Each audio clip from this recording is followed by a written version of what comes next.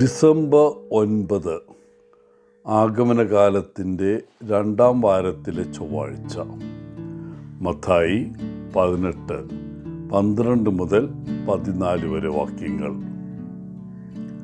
ഒരു ദിവസം ഭാഗികമായി ബധിരനായ ഒരു ആൺകുട്ടി സ്കൂളിൽ നിന്ന് ഒരു കുറിപ്പുമായി വീട്ടിലേക്ക് വന്നു.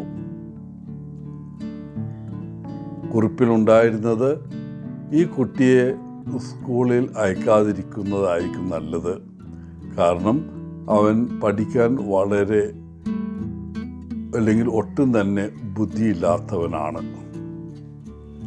ആ കുട്ടിയുടെ അമ്മ ഈ കുറിപ്പ് വായിച്ചപ്പോൾ പറഞ്ഞു, എൻ്റെ മകൻ ടോം അങ്ങനെ മണ്ടനൊന്നുമല്ല, ഞാൻ തന്നെ അവനെ പഠിപ്പിക്കാം.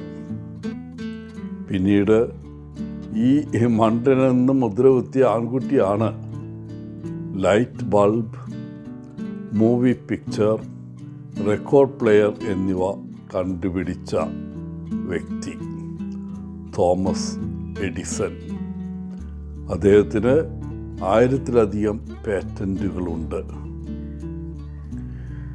ഇന്നത്തെ സുവിശേഷത്തിൽ 99 ആടുകളെ മലമുകളിൽ ഉപേക്ഷിച്ച് വഴിതെറ്റിപ്പോയ ഒന്നിനെ അന്വേഷിച്ചു പോയ ഒരു ഇടയൻ്റെ കഥയുണ്ട്. ആ ഇടയൻ 100 ആടുകളെ മേയ്ക്കുകയായിരുന്നു എന്ന് വസ്തുത ഉണ്ടായിരുന്നിട്ടും തൻ്റെ ആടുകളിൽ ഒന്ന് കാണാതായെന്ന് അവന് പെട്ടെന്ന് തിരിച്ചറിയാൻ സാധിച്ചു. അത് കണ്ടെത്തി ആട്ടിൻകൂട്ടത്തിലേക്ക് തിരികെ കൊണ്ടുവരുവാൻ അവൻ ദൃഢനിശ്ചയം ചെയ്തു. യേശു നമ്മുടെ ഇടയനാണെന്നും നമ്മൾ അവിടുത്തെ ആടുകളാണെന്നും നമുക്കറിയാം. നമ്മുടെ ജീവിതത്തിൽ ചിലപ്പോഴൊക്കെ ഈ ഇടയനിൽ നിന്നും ആട്ടിൻ കൂട്ടത്തിൽ നിന്നും നാം വഴിതെറ്റുകയോ അലഞ്ഞു തിരികുകയോ ചെയ്തിട്ടുണ്ടാകാം. അങ്ങനെ നിങ്ങളുടെ ജീവിതത്തിൽ നഷ്ടപ്പെട്ട ഒരു സമയം ഓർക്കുന്നുണ്ടോ? നിങ്ങൾ ദൈവത്തിൽ നിന്ന് അകന്നുപോയ ഒരു നിമിഷം. അപ്പോൾ യേശു നിങ്ങളെ അന്വേഷിക്കുകയും തേടി വരികയും ചെയ്യുന്നതായി നിങ്ങൾക്ക് തോന്നിയിട്ടുണ്ടോ? എന്താണ് യേശുവിലേക്ക് തിരികെ കൊണ്ടുവരാൻ നിങ്ങളെ സഹായിച്ചത്? ആ അനുഭവത്തിൽ നിന്ന് നിങ്ങൾ എന്ത് പഠിച്ചു? വഴിതെറ്റിയതായും ഒറ്റയ്ക്കായതായും തോന്നുമ്പോൾ ഒരുപക്ഷെ യേശുവിൻ്റെ സാന്നിധ്യം നമ്മൾ ആഗ്രഹിക്കുന്ന പോലെ അനുഭവപ്പെടണമെന്നില്ല. എന്നിട്ടും ഒന്ന് ഓർക്കുക, യേശു നമ്മോടൊപ്പമുണ്ട്. അവിടുന്ന് ഒരിക്കലും നമ്മെ ഉപേക്ഷിക്കുന്നില്ല. സാധാരണയായി അവനിൽ നിന്ന് അകന്നു പോകുന്നവർ നമ്മൾ തന്നെയാണ്. എപ്പോഴെങ്കിലും നമുക്ക് വഴിതെറ്റിപ്പോയി എന്ന് മനസ്സിലാക്കുകയും നമ്മെ സ്നേഹിക്കുന്നതിൻ്റെ അടുത്തേക്ക് മടങ്ങാൻ തീരുമാനിക്കുകയും ചെയ്താൽ അത് അനുഗ്രഹമാണ്. നിങ്ങൾ ഒരു കാര്യം ശ്രദ്ധിക്കുക, ഇവിടെ ആ ഇടയൻ ആ അലഞ്ഞു തിരിഞ്ഞ് നടന്ന ആടിനെ ശാസിച്ചില്ല. നഷ്ടപ്പെട്ട അതിനെ കണ്ടെത്തുന്നതുവരെ അവൻ അന്വേഷിച്ചു. പിന്നീട് അവൻ അതിനെ ആട്ടിൻകൂട്ടത്തിലേക്ക് തിരികെ കൊണ്ടുപോയി. ആ നഷ്ടപ്പെട്ട ആടിനെ കണ്ടെത്തിയതിൽ ഇടയനും കൂടുതൽ സന്തോഷിച്ചു.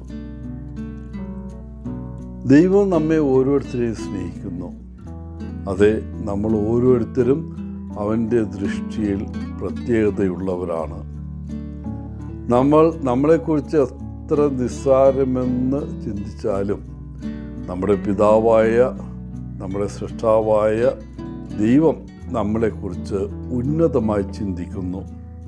അതുകൊണ്ടാണ് അവൻ തൻ്റെ ഏകജാതപുത്രനായ യേശുവിനെ ഈ ഭൂമിയിലേക്ക് അയച്ചത്, അവനിൽ വിശ്വസിക്കുന്ന ഏവനും നശിച്ചു പോകാതെ നിത്യജീവൻ പ്രാപിക്കേണ്ടതിന്.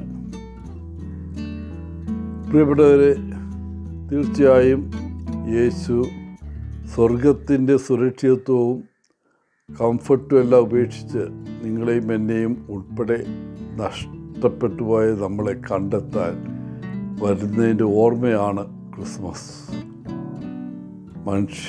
ദൈവം മനുഷ്യനെ അവതരിച്ചതിൻ്റെ ഓർമ്മ. നമ്മൾ നഷ്ടപ്പെട്ടവരായതിനാൽ നമ്മെ വീണ്ടെടുത്ത ദൈവത്തെ ഓർത്ത് നാം സന്തോഷിക്കുന്നു, അത് ആഘോഷിക്കുന്നു.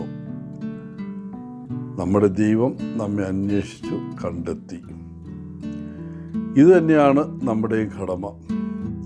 നമുക്കും പോയി നഷ്ടപ്പെട്ടവരന്വേഷിച്ച് തിരികെ നമ്മുടെ കൂട്ടത്തിലേക്ക്, സമൂഹത്തിലേക്ക് കൊണ്ടുവരാം. എല്ലാവർക്കും നല്ലൊരു ദിനം ആശംസിച്ചുകൊണ്ട് ഒത്തിരി സ്നേഹത്തോടെ പോളച്ചൻ CSSR ഫ്രം കേരള.